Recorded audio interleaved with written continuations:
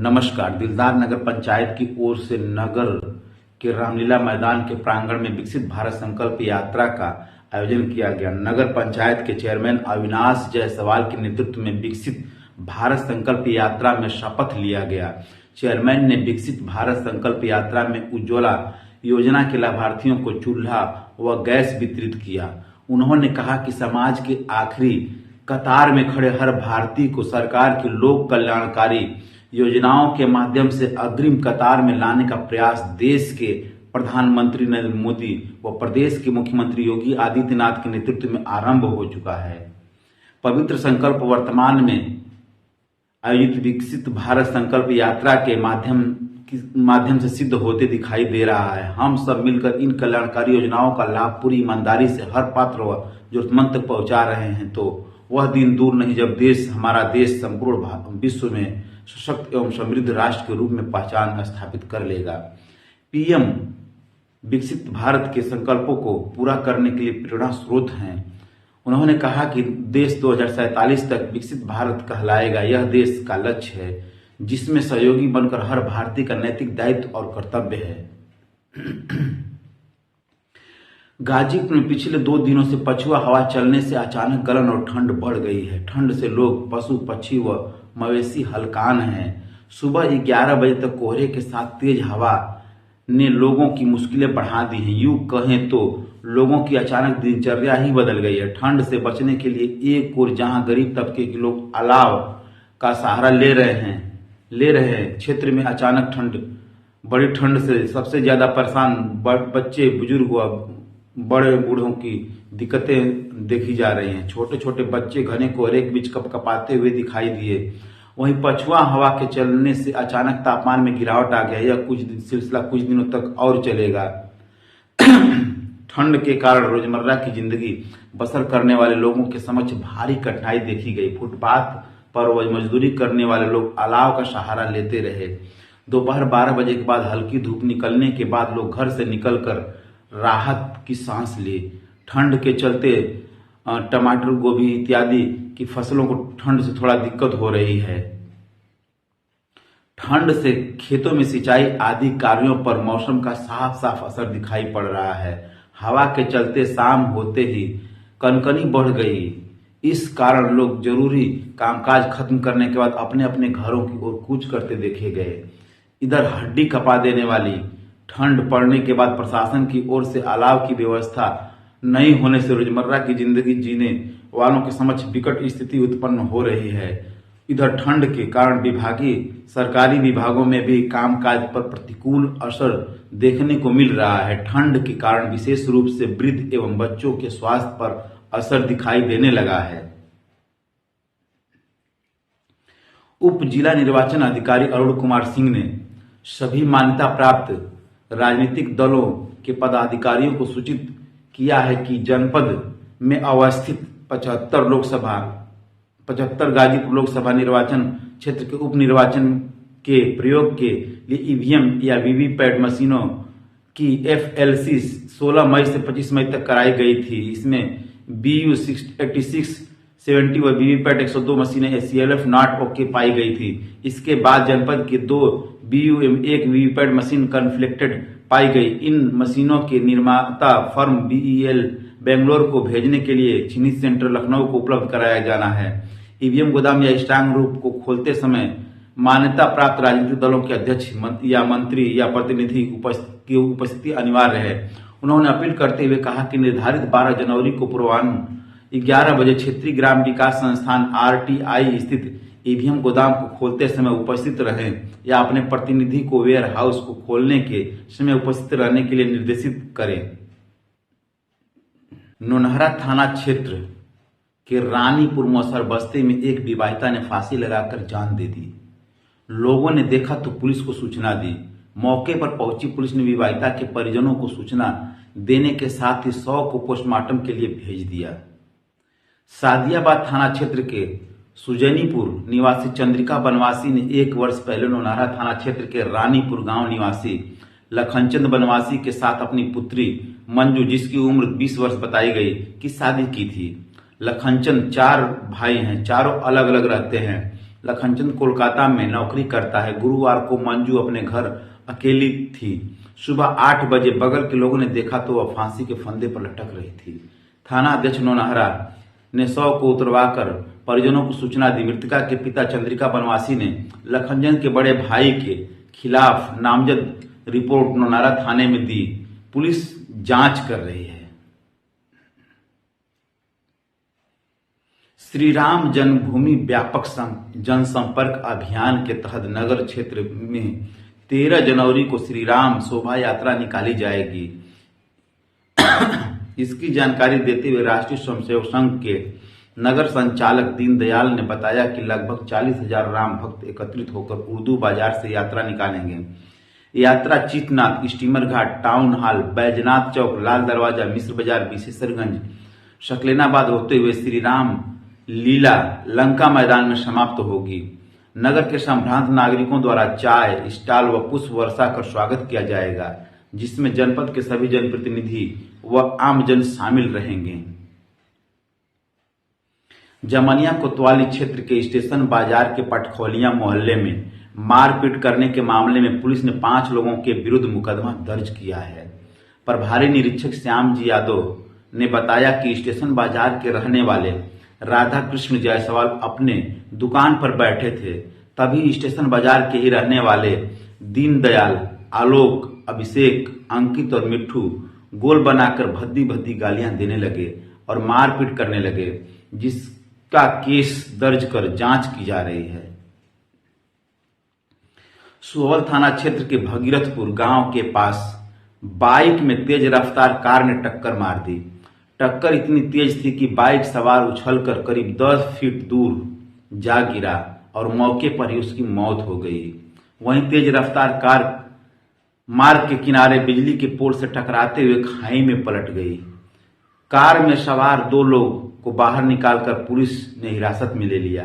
भगीरथपुर निवासी बाढ़ू राम गाजीपुर स्थित एक अस्पताल में नौकरी करता था। वह अपनी ड्यूटी समाप्त होने पर बाइक से घर आ रहा था।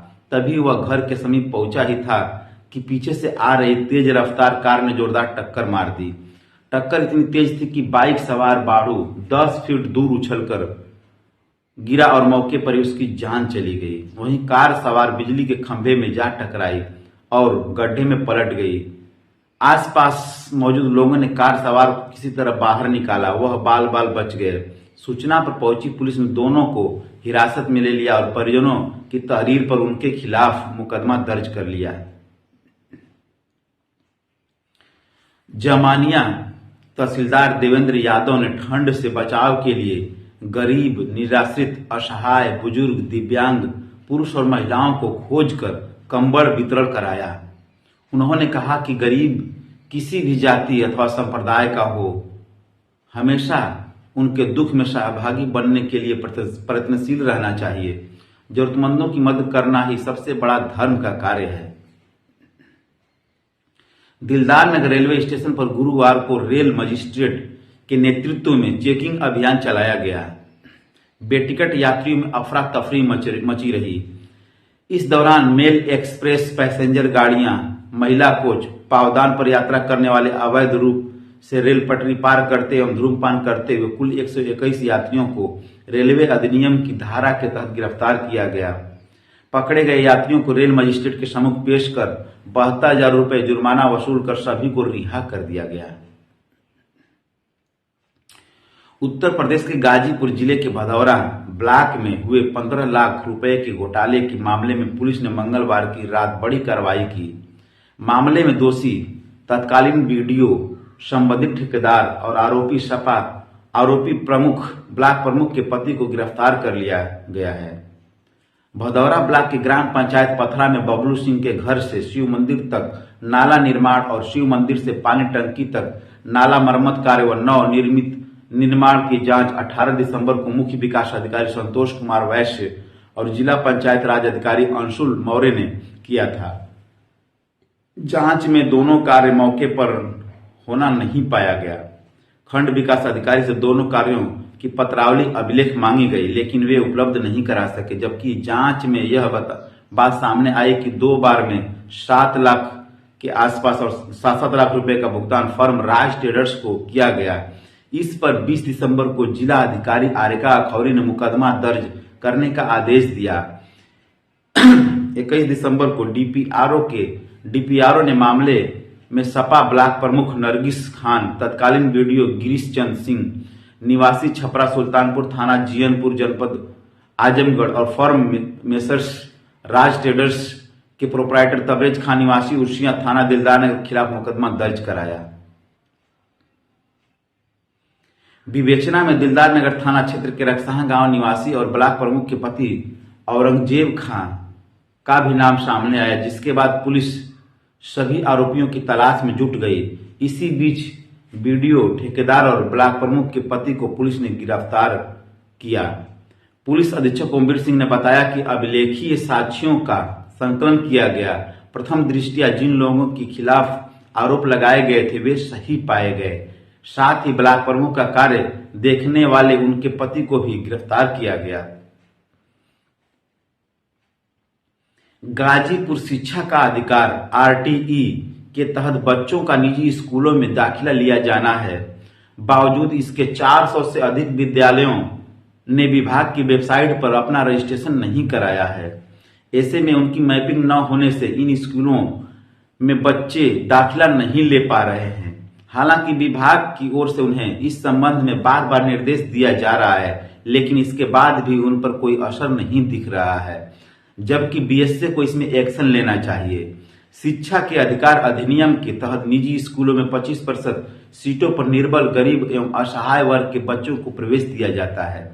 यहाँ निःशुल्क शिक्षा का मतलब बच्चों के अभिभावकों से स्कूल फीस, यूनिफॉर्म और पुस्तकों के लिए कोई पैसे नहीं लिए जाएं, ताकि जो गरीब बच्चे निजी स्कूलों में नहीं पढ़ पाते उन्हें भी अच्छी शिक्षा मिल सके। लेकिन निजी स्कूल सरकार की योजना पर पलीता लगाते दिख रहे हैं। जिले के विभिन्न विकास खंडों के 764 निजी विद्यालय हैं जिनकी मैपिंग हुई है।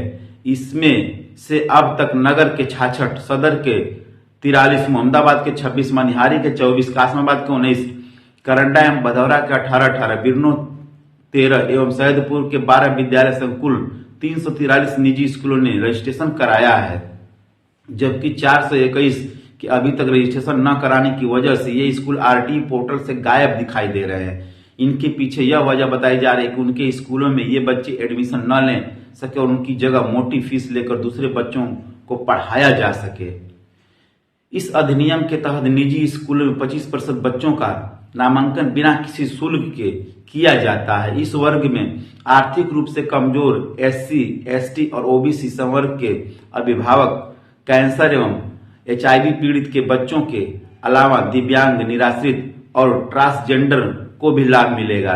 ऐसे अभिभावक जिनकी वार्षिक आय 1 लाख रुपए से कम हो, विकलांग और विधवा पेंशन पाने वाले के बच्चे भी लाभ ले सकेंगे।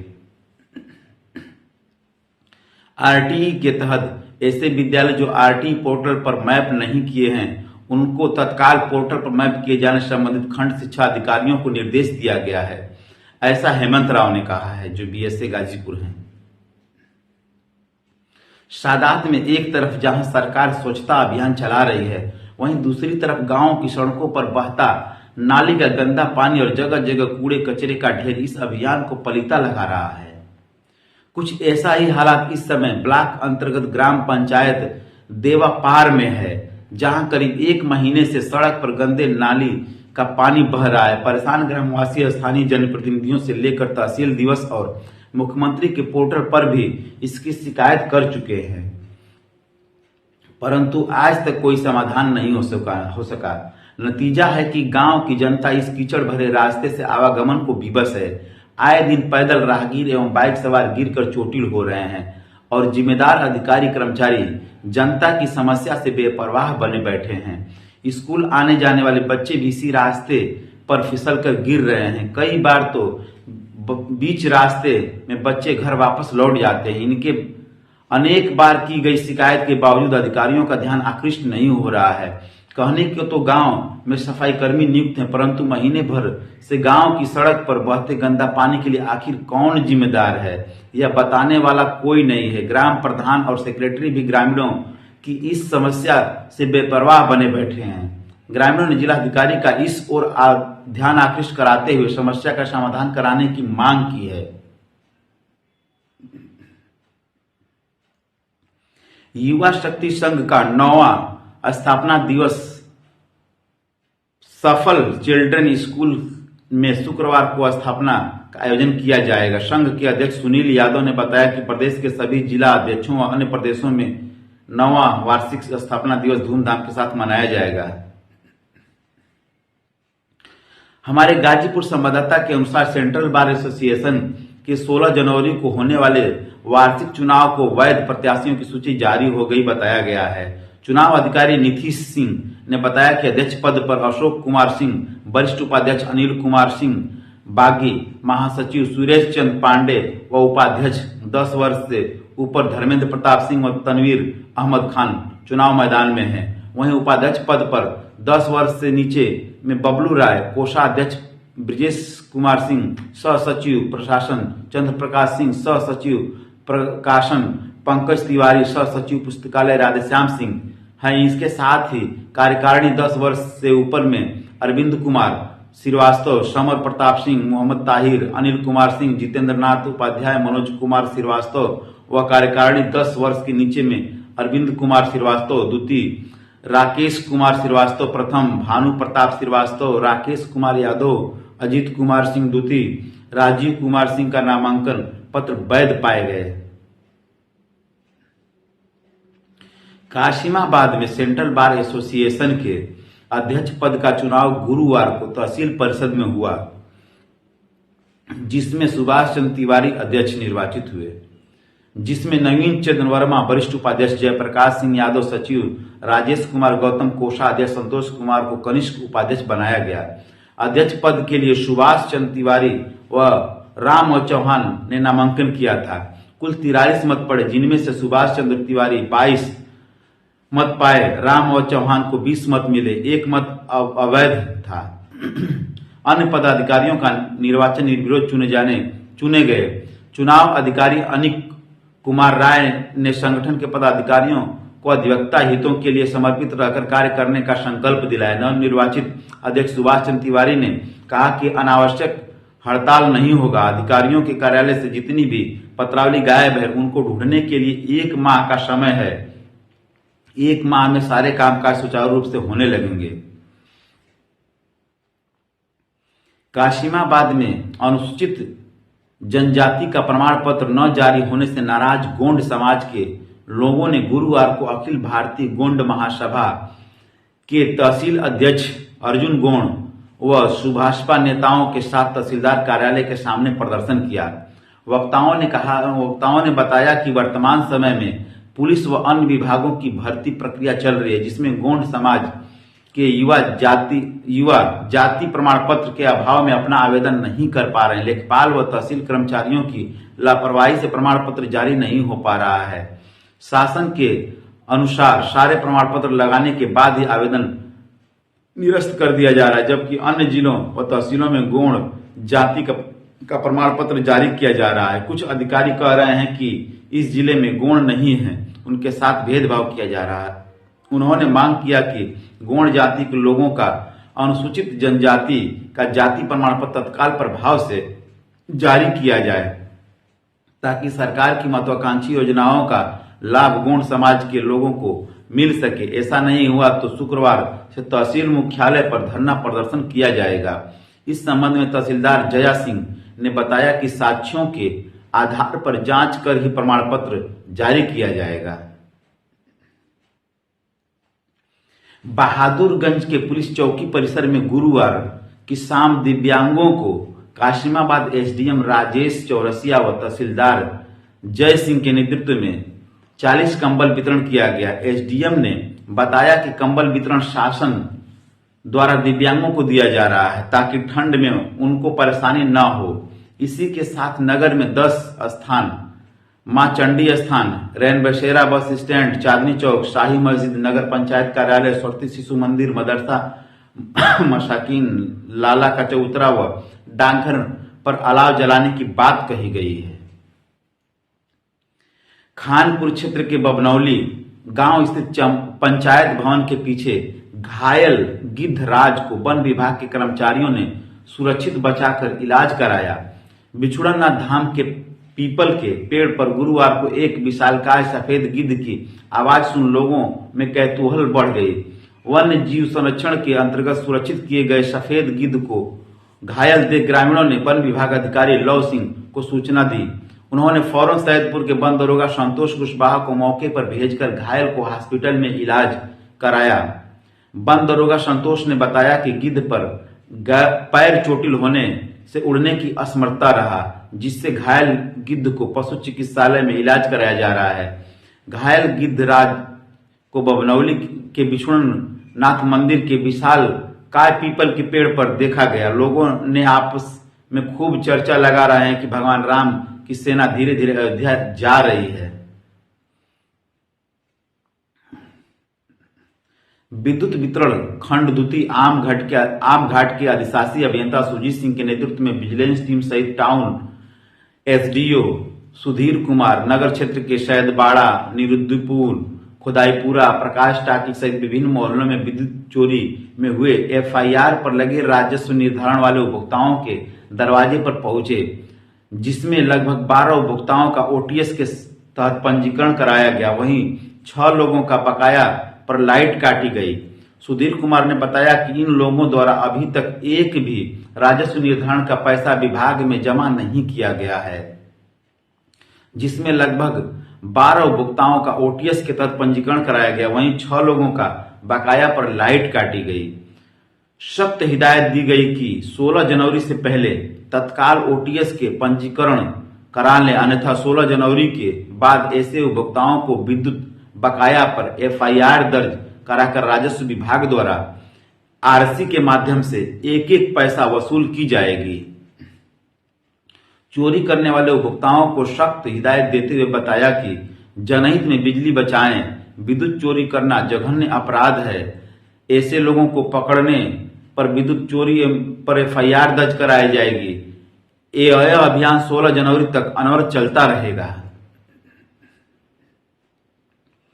5 सूत्री मांगों को लेकर उत्तर प्रदेश ग्रामीण योजना कार्मिक संघ के बैनर तले मनरेगा महिला मेटों ने गुरुवार को जिला मुख्यालय स्थित सरजू पांडे पार्क में प्रदर्शन किया। उन्होंने महिला मेटों को मासिक मानदेय देने और ब्लॉक कर्मी घोषित करने की मांग की, साथ ही अन्य मांगों को पूरा करने के लिए आवाज बुलंद की। इस दौरान मुख्यमंत्री को संबोधित पत्रक डीएम को सौंपा। उत्तर प्रदेश ग्रामीण योजना कार्मिक संघ की जिलाध्यक्ष सरस्वती पाठक ने कहा कि मनरेगा योजना सरकार की महत्वपूर्ण योजना है, लेकिन इसमें कार्य करने वाले बहुत से लाभ से वंचित हैं। सबसे पहले विभिन्न ग्राम पंचायतों में चयनित महिला मेटों की अनिवार्यता लागू किया जाए। इसके साथ ही 20 श्रमिकों की बाध्यता समाप्त की जाए अथवा न्यूनतम किया जाए। रीना देवी ने कहा कि मनरेगा मजदूरों, मेटों समेत अन्य का वेतन बकाया है। इससे उनके सामने घर का खर्च चलाना मुश्किल हो गया है। ऐसे में जल्द से जल्द भुगतान जारी किया जाए। इसके अलावा अन्य योजना सहकर्मियों की तरह महिला मेटों के लिए मानदेय निर्धारित किया जाए। जिन ग्राम पंचायतों में महिला मेट चयनित हैं, उनका नियोजन किया जाए एवं अतिरिक्त महिला मेटों के चयन पर रोक लगाई जाए। जिला स्तरीय मनरेगा निगरानी समिति एवं राज्य रोजगार गारंटी परिषद उत्तर प्रदेश का गठन अतिशीघ्र किया जाए।